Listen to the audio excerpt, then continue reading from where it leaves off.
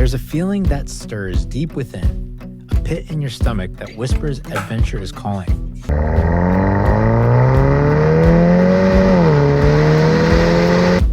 Every mile promises the unknown, the thrill of discovery, and what's to come lies beyond every horizon. Today's journey, though, is special. Today, I embark upon an adventure like I've never done before.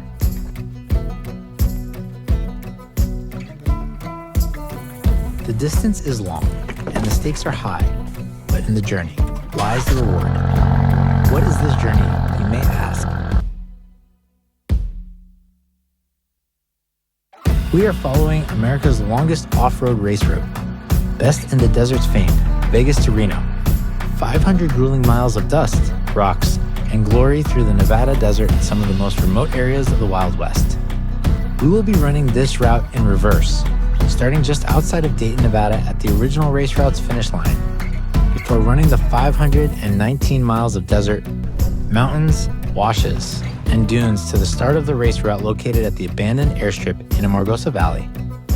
There will be challenges along the way, both natural and man-made. I have set up a series of daily challenges for our group.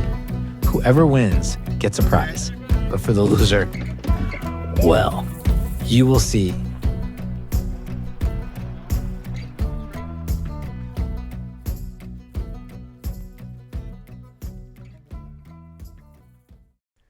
What is up, guys? Welcome to the channel. We are doing Reno to Vegas 500. Let's go. That is right, guys. We are going to be going 500 miles across open desert, going through gullies, washes, dunes, deserts, every kind of terrain. It is going to be cold. The temperature took a dive on us. A little windy too, but we'll see how well that holds up on the forecast. We've got a whole posse of Broncos. We have one F-150. We got a Raptor. And we are going to get some good desert miles in today. This journey should take about 3 days. We're going to be mimicking the route run by Best in the Desert's Vegas to Reno race. That's run once a year, and that's one of the biggest off-road races in the United States. We're going to be using most of that route with some own variations of our own to bypass some areas that you normally have to get permits for, which we just don't want to deal with.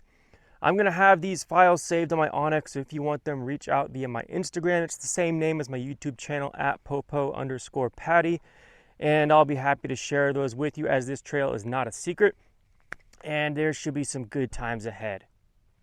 We are changing up the trail, though. We are not just going to be running the trail from point A to point B. I have set up a series of 3 challenges that we are going to be trying to do along the way. And I haven't told my friends here yet what those challenges are, but we do have some pretty cool prizes, and we have some unique stuff set up for the courses, and it's going to be a blast. So stay tuned, cool your ash, pack your trash, let's hit the desert. Real quick, guys, I just wanted to shout out Metal Cloak as well. They're local to me, I'm good friends with them, and they reached out and they wanted to sponsor the trip in a way, in little meaningful ways. They gave us some discount codes for the participants in the event, along with some swag, and best of all, they made us these cool Reno to Vegas Bronco shirts. I thought that was pretty cool. So huge shout out to Medical. Thank you so much. I run a lot of their stuff on my Bronco, as you've seen in previous videos, from the bumpers to the control arms and front and back, and freaking love their stuff. They make good quality products, and check them out. I'll link them in the description below. Not a sponsor, just a cool company. All right, let's get this show on the road. We're gonna be going 512 miles. The goal is, this is the road. I'm used to running like 12-mile trails. I know. So apparently not everyone got the memo for what kind of trip we are going to be doing. That is why it is very important when you do something like this, any kind of event. I highly recommend and cannot stress enough that you have a driver's meeting. Go over the plan for the day, safety precautions, radio channels that you're going to be using. Anything you might need to talk about for that day's route, talk about right there. Manage expectations, and that way you ensure everyone has a good, safe time and everyone's on the same page and knows that you're going to be going 512 miles. We begin our journey at the following coordinates, a little area just outside of Dayton, Nevada. Now, this first section of the trail, running the way that we're running, starts off fairly bumpy. as you enter the mountain ranges just south of Dayton, Nevada. It's not difficult by any means, but as you can see from the video, it's a little bit slower going than we originally anticipated, but still very beautiful, very fun.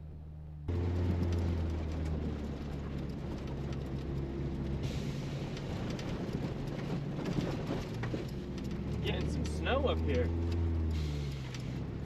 I was kind of almost hoping we'd actually get to do some snow. We live in the desert. How cool is that, man? It's pretty cool. As we made our way through the mountains, we quickly encountered snow on the trail, just a light dusting, reminiscent of a previous rainstorm that had come through 2 days ago. Now, this rain/snow at the higher elevations that we have here would come back to haunt us a little bit later. But for now, it was pretty cool seeing snow in the desert, our first snow that we've seen all season. And it also means that temperatures have dropped, way colder than originally anticipated. Just a few days before we left on our trip, I had been watching the weather frequently to make sure that we would not get rained out in the desert. And what I did notice, while there was no rains forecasted for the future, the temperatures had taken a steep dive from an average of lows in the 40s to highs in the 80s to lows as far down as 22 degrees and highs not exceeding 68 for the whole trip. So we'll see what this means for us later on. Thankfully, after a couple hours, the trail started opening up as we crossed over the mountain range and we started dropping down into the valley on the other side. This meant the rocks went away, the trail became a little bit more hard packed because of the rain, and this also meant mud.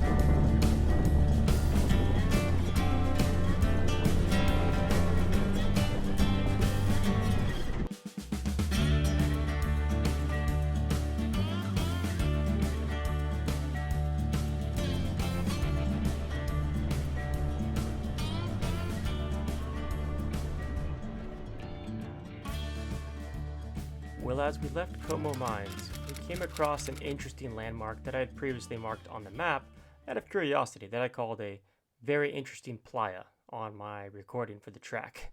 And when we got there, you can see in the distance, it's just this nice little playa, like a dried lake bed in the middle of the desert. So we took some time, we explored, we had a blast, and we found a burned out car full of bullet holes with a Mexican license plate.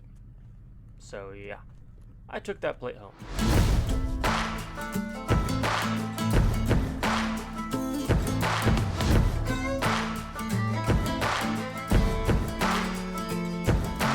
We went for each other like a bullet from a gun, faster than the sheriff's drawing, hotter than the sun. Didn't see it coming lately, I've been on the run. You know you've seen my face before, so let me tell you something. Darling, you fell in love with the famous man. See my pictures posted everywhere across the land. And if you run with me, you got to understand that you're holding on to a dangerous hand. We experienced this in the snow previously. Can't open your door? Oh, I can open it.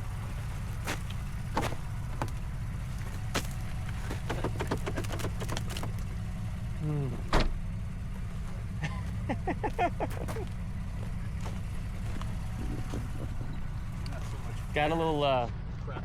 a little wet on the trail.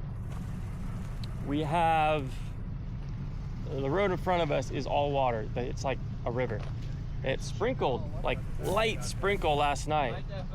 Apparently it all flows to the same spot here in the desert. So we have a little roundabout we're gonna go around and see how that helps. Or goes, I guess.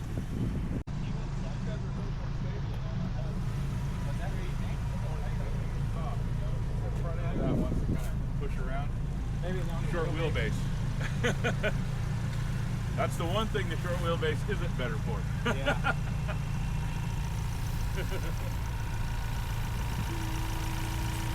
There we go. Can you wipe that wallet off? Well, we made a successful detour around the mud, and we kept pushing on, trying to make some good time to get to camp before dark.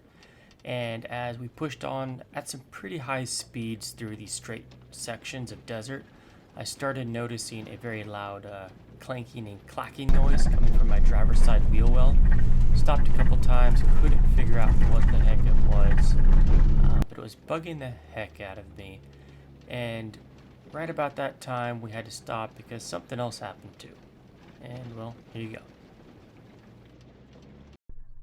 Okay, well, first breakdown, well, technically the second. I had a little issue with some chattering going back and forth, up and down.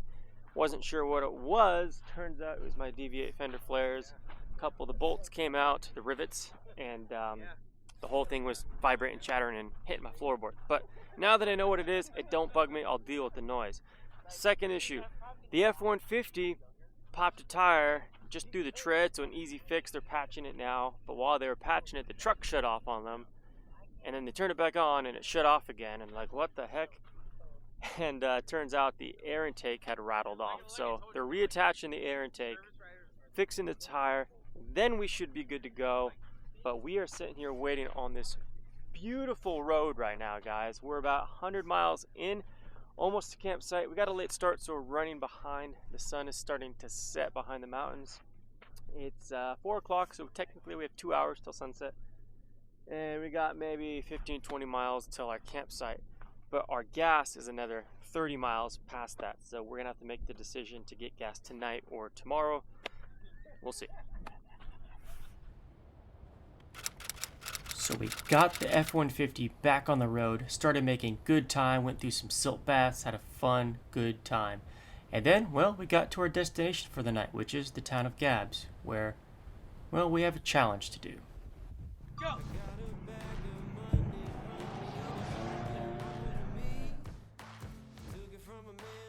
That's right, folks. I found a track in the middle of the desert, next to a small town called Gabbs, at the coordinates listed earlier.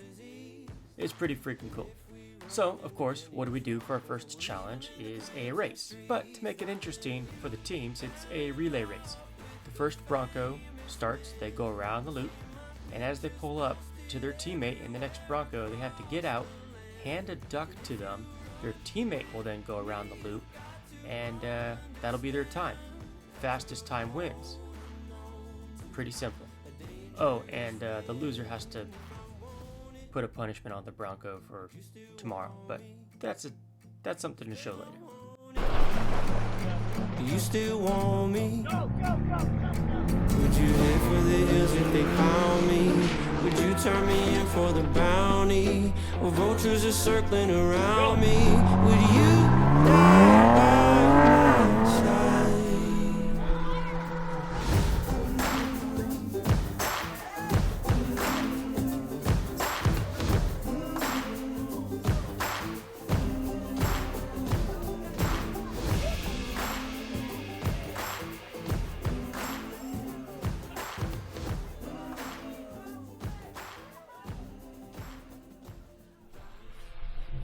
All right, so on the first challenge, we have a winner.